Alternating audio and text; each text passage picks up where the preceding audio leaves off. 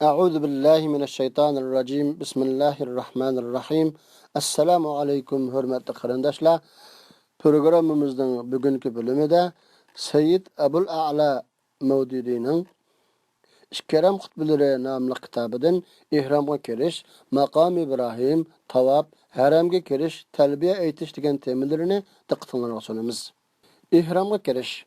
Assalamu alaykum qarindaşlar. Her qandaq ibadatning zahiri hem batini bo'ladi. Zahiri deganimiz ibodatni ado qilish uchun belgilangan tashqi harakat shaklini ko'rsatadi. Batini deganimiz ana shu harakat shakliga mujassamlashgan ham shu shakl orqali ifodalash maqsad qilingan ichki ma'no va muddaoni ko'rsatadi. Masalan, namozning zahiri deganimizda qiblaga yuzlanish, ruku qilish, sajda qilish, o'ltirish, qo'pish qatorliq sirtqi shakllari ko'zda tutilgan bo'ladi. Aslida namozning bu sirtqi shakllari Parvardigorining huzurida kibrlik va manmanlikni tashlab, bandichilikni izhor qilish, Allohning buyukligini hamda o'zining naqadar ojizligini e'tirof qilish bilan birga ig'izi orqali talab muddolarini bayon qilish qatorliq ma'nolarini ifodalashni maqsad qiladi. Mana bu nuqtadan qaraganda har qanday bir kishi namozning zahiri shakllarini ahkamga uyg'un to'liq ado qilsa, u namozning qonunlik shartlarini ado qilgan bo'lib hisoblanadi. Hech kim u kishining namozni ado qilmadi, farzni ado qilmadi, farzi ado topmadi deyolmaydi.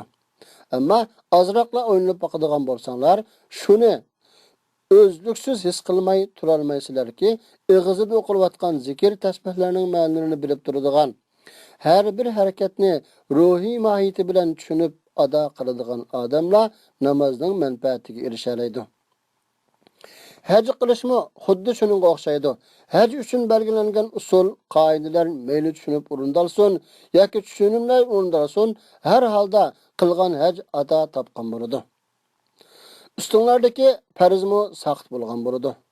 Navada hajning bu tashqi faoliyat shaklining har bir turiga mujassamlashgan ichki ma'nolarini yaxshi tushunib, haj faoliyatlarini davom qilish jarayonida qilayotgan har bir amalning maqsadi va g'oyasini alohida ko'zda tutilgan bo'lsanglar, u chaqda haj qilishning maqsadi kamolatga yetgan bo'ladi.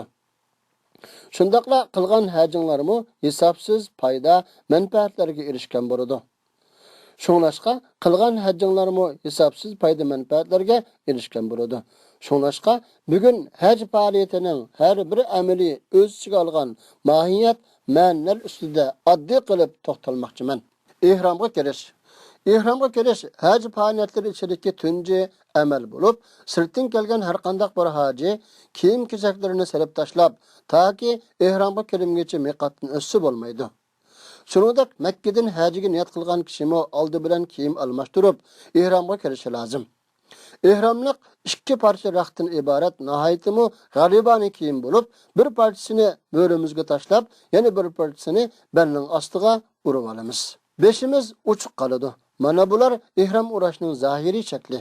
Navoda azroqla tafakkur qiladigan bo'lsak, bu kichkina amalning qanchalik katta ma'nolarini o'z ichiga olganligini ko'rib yetalaymiz. Aramızda uçsuzluğu kiyip algan ton, kimxap, formular bilen özünü əslideki salayetinden üstün çağlamaydıgan adam yok diyerlik. Şoňlaşqa Allah Teala hac başlanışdan ilgiri ana şu ton, kimxap, formularimizden ornuğa ihram bağlatqyzyp, sen digen bende, eger mening huzuruma kelimen deydiken sen, çokum bendiçilik salayetin bilallah kelişin lazım. Senin padişah, vezir, reis, minister, general, meyli nemi boluşundan qat'i nazar, mening oldimdagi salohiyatim faqatla bir banda digerlerini his qildirishni iroda qiladi. Demak, ihrom insonning barliq sha'nu shavkat, huquq imtiyozlarini yo'qotib tashlab, insonni haqiqiy bandalik maqomiga yetkazadi. Mütever katta arboblarni odatdagi fuqarolarning safiga akilib tizadi. İhram holatida hojilar to'pig'i nazar soladigan bo'lsanglar, kim xor, kim aziz, kim boy, kim g'arib, kim hokim, kim mahkum farq etgili bo'lmaydi. Hammaylar Allohning huzuriga yig'ilgan g'ariblarga o'xshaydi. Ihrom ana shundaq ijtimoiy farqlarni barobarlashtirish bilan birga musulmonlardagi irqiy va jo'g'rafiy farqlarni yo'qotib tashlaydi. Dunyodagi har qaysi davlatlardan kelayotgan hojilar har xil milliy kiyimlarini kiyishib hajga atlanadi. Ammo islom markaziga ozla qolgan miqat degan belgilangan rayonga kelganda, ularning barliq milliy kiyimlari soldirib tashlanadi. Allohning huzuriga hozir bo'lgan vaqtida musulmon inson degandan boshqa salohiyatining bo'lmasligi uchun ihromdan iborat bir xilla kiyim kiydiriladi.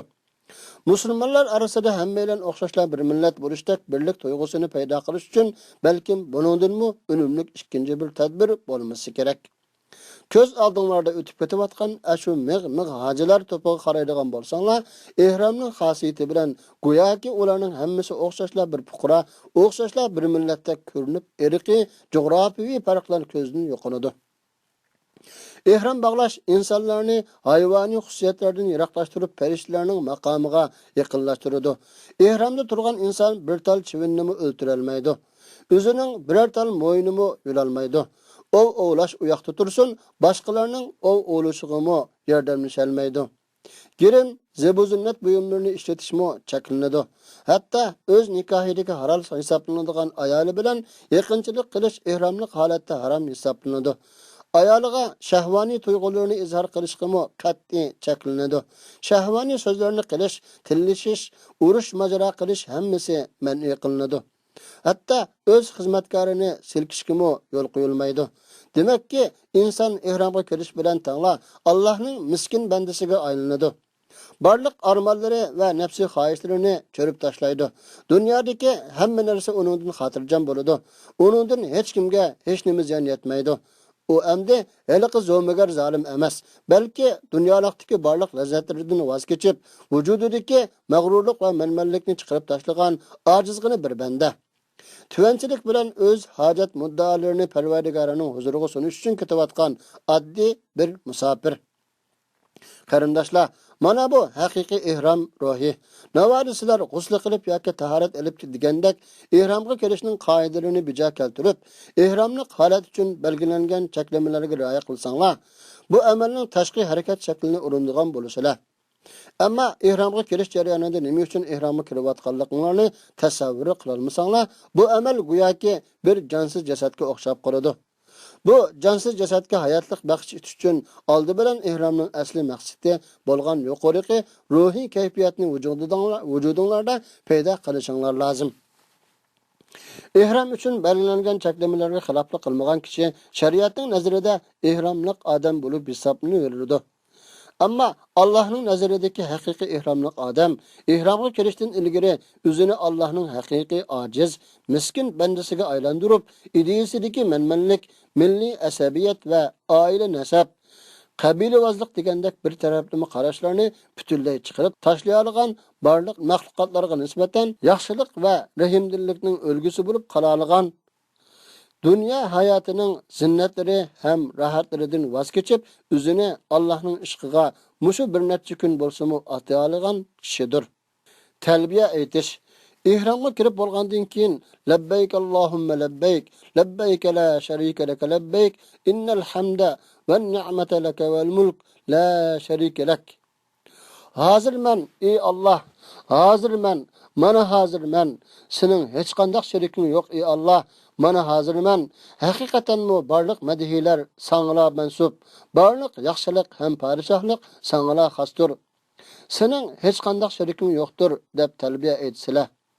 Navoda aytgan ashu talbiyaning ma'nosiga azroqlar diqqat qiladigan bo'lsanglar, go'yoki xo'jayini chaqirgan bir qulning labbayk, labbayk, hozirman, mana hozirman degunicha xo'jayiniga to'xtamay madiha o'qib, yugurib ketayotganligidan iborat bir g'oyiviy tasavvurga ega bo'la olasizlar. Xuddi shuningdek Alloh sizlarni Ka'baga, Arafatga, Muzdalifaga va Minolarga chaqirgan vaqtda to'xtamasdan talbiya aytsizlar. Şu jarayonda bu so'zlarni to'lab mangsanglar, talbiya aytishning shar'iy taqozzosini o'rindigan bo'lasizlar. Ammo uning haqiqiy mohiyatiga yetish uchun shu so'zlarni og'zinglarda deyish orqali o'zinglarning Allohning bandasi ham qo'li ishkanliklarini Alloh chaqirgan o'rinlarning hammasiga labbayk Allohumma labbayk, hozirman ey Alloh, hozirman deb ketib borganliklarini haqiqiy turda his qilishinglar lozim. Har qanday inson o'ziga o'xshash bir arzimas bandini Alemlerning parvardigori bo'lgan shuncha katta zotning chaqirayotganligini his qilganida talbiya aytish uningga nisbatan nihoyatimi huzurli ishga aylanib qoladi. Bu haqiqatanmi katta baxtiyorlik ham odam tetib taqolmaydigan lazzat. Haramga kirish. Sirtdan kelgan har qanday bir hojida Makkaga yetib kiribla Baytullohni tezroq ko'rish istagining bo'lishi tabiiy. Ham shunday istak bo'lishi lozim. Haramga kirgan odamning nazari Baytullohga tushishi bilan odamning qalbida Allohga bo'lgan ajoyib bir xil hayvatlik ayminish tuyg'usi paydo bo'ladi.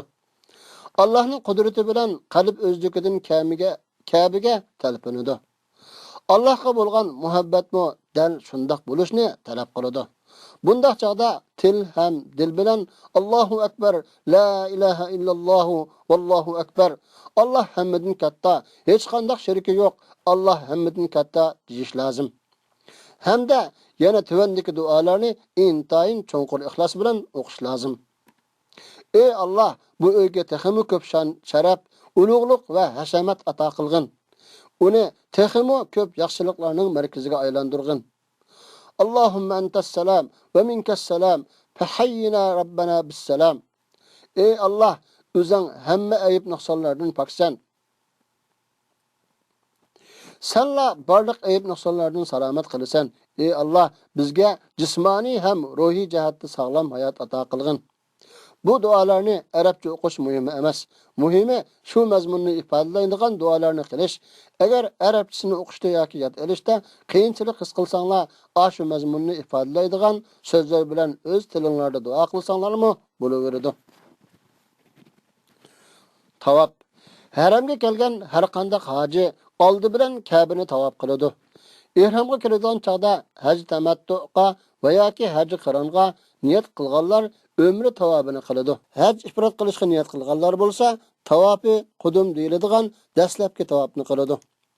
Bundan boshqa yana hech kuni tavob ifoda Makkadan ayriladigan chaqda tavob vida qiladi. Bu farz tavoblardan boshqa yana nafl tavoblarni ham ko'plab qilish lozim.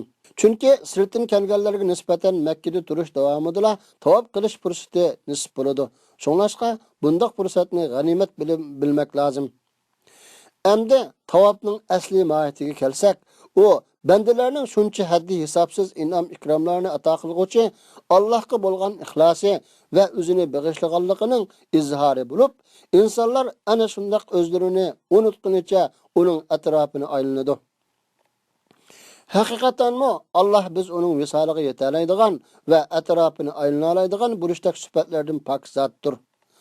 Ammo bizning o'zimizni atash va Alloh uchun qurbon qilishdek chin tuyg'ularimizni taskinlikka erishtirish uchun Alloh taolo mana bu Ka'bani o'z uyi qilib belgilab bergan. Hamda menga o'zini bag'ishlashni arzu qiladiganlar bu uyimni tavob qilish orqali qalbinglarga taskin topinglar deb ko'rsatma bergan. Shunlashqa Ka'bani xuddi oshiq o'z ma'shuqiga pido bo'layotgandek ishq tuyg'usi bilan tavob qilish lozim. Tavob qilish Hajar Aswadni suyish bilan boshlanadi. Bu mohiyatda bir toshni so'yganlik emas, balki mahbubimizning busig'usini so'yganligimiz bo'lib hisoblanadi. Shuningdek tavobdan keyin maqom Ibrohimda 2 rakat namoz o'qib turibla Ka'baning darvozasiga eslab duo qilganimizdimi, Parvardigorimning darvozasiga eslab duo qilyapman degan tushunch bilan qilish lozim. Haqiqatanmi Parvardigorimiz bizga etkiga eslalaydigan bo'lishdek sifatlardan pok zotdir. Ammo qalbimizdagi nola faryod armonlarimizni suyimlik Parvardigorimizning etkiga esilgan holda bayon qilib o'tishdek, orzuyimizga taskin bo'lsin uchun mehribon Parvardigorimiz bizga bu uyni bino qildirib bergan. Shunlashqa biz uning bo'sig'isiga eslib qalbimizni taskin topqizamiz. Tavob jarayonida o'qish uchun yozilgan uzun qisqa duolarni yod elish yoki o'qishning hech qanday zaruriyati yo'q. Yana kelib birisi oldida duo qilib mangadigan, orqadan bir to'p hojilar uningga agishib chala puchuq do'rab o'qiydigan ish texmi o'rinsiz. Shariat hech qachon cho'qim ashu duolarni o'qish kerak deb belgilagan emas.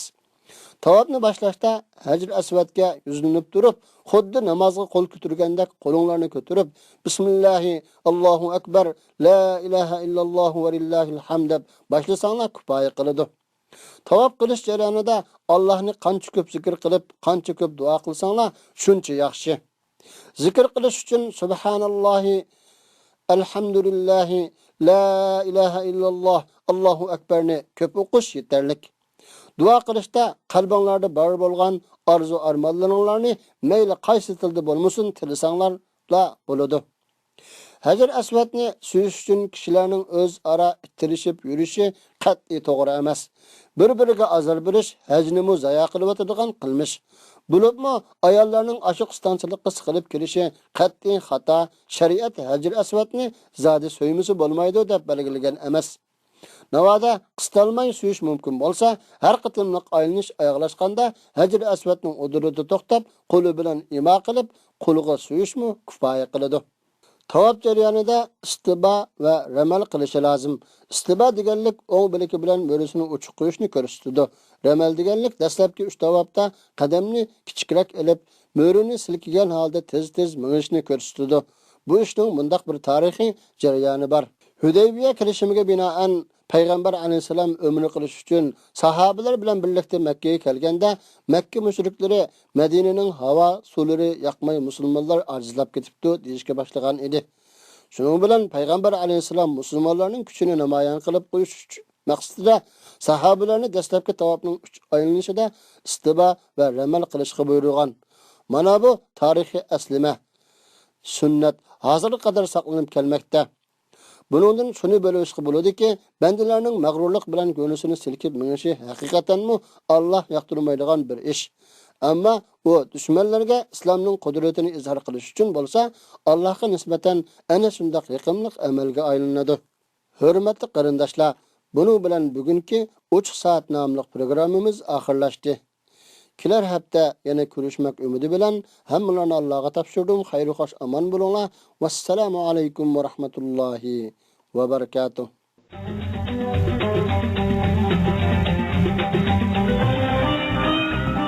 Saudiya Arabiston xalqaro radiosi Turkiston bölümü